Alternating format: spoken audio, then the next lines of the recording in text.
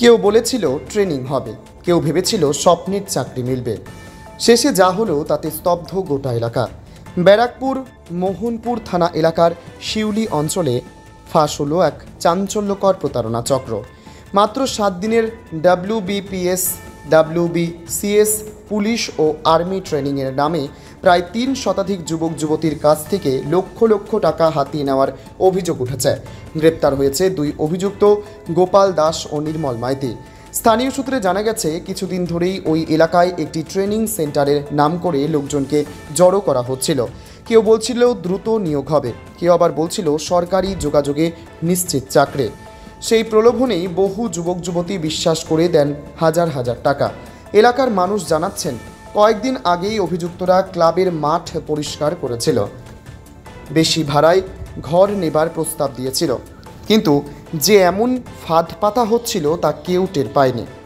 এখন পুরো এলাকা জুড়ে অবিশ্বাস আর হতাশার ছায়া। ভুক্তভোগীরা অনেকেই মুখ খুলতে নারাজ। ক্যামেরার সামনে নীরব চোখে শুধু প্রশ্ন, এভাবেই কি শেষ হবে আমাদের স্বপ্ন? মোহনপুর থানার পুলিশ ইতিমধ্যে অভিযুক্তদের জিজ্ঞাসাবাদ শুরু করেছে। ওনারা তো কিছু বুঝতে পারছি না এখন নতুন করে কিছু। এরা কতদিন ধরে আসতো? না এই তো আমি দেখি 1 সপ্তাহের মধ্যেই সব পরিষ্কার হয়েছে। তারপরে ছেলে মেয়েরা এসছে, এখন কি জানি না, এখন কিসের ভর্তি টর্তি স্কুলের ব্যাপার কি জানি না। ছিল এটা আগে তো শুনতাম যে মিলিটারিদের স্টুডেন্টদের ট্রেনিং হতো।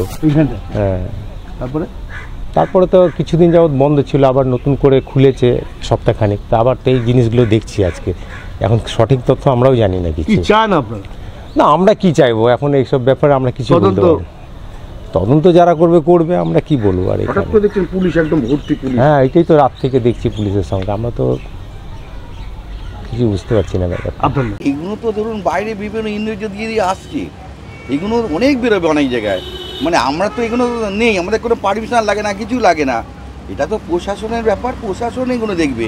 তবুও আমি শুনে তো তাজ্জব হয়ে যাচ্ছে এখানে। কিন্তু এখানে ধরুন আমাদের আরও করা হওয়া উচিত, এইগুলোকে কঠোরভাবে দমন করা দরকার।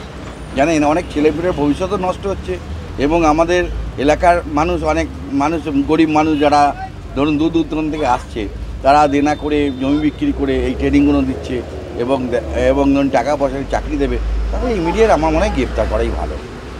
অ্যারেস্ট করেছি ইতিমধ্যে পুলিশ, কিন্তু এই যে এত বড় একটা চক্র আপনার পঞ্চায়েতের মধ্যেই হয়ে গেল, মানে এটা নিয়ে আমাদের তো এগুলো কেউ কারুর ওখানে বিল্ডিংয়ে করছে, এগুলো তো আমাদের পারমিশন লাগে না, কিছুই লাগে না।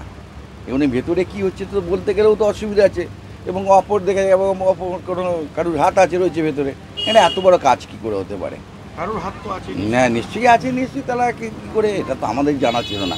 আমি বললাম না, কালকে রাত্রে আমাদের যারা তেল দেয়, ঘাসের তেল মারে, মশা ডেঙ্গুর কাজ করে, তারা কাজ করে ওই মানে ধরুন 9টার পরে গিয়ে কাজ করে, রাত্রি মানে 12টার মধ্যে চলে আসে পুলিশ করে। কিন্তু তারা কিনেনি, তারা বাড়ির লোক যখন ফোন করছে, হয়তো কোনো কারণে ওভার টাইম করছে, এটা জানতে পেরেছে। কিন্তু রাত্রে জানা গেল তাদের ঘিরে রেখেছিল, তারপরে তারা রাত্রি 12টার সময় বাড়ি গেছে। এইটাই আমি জানলাম।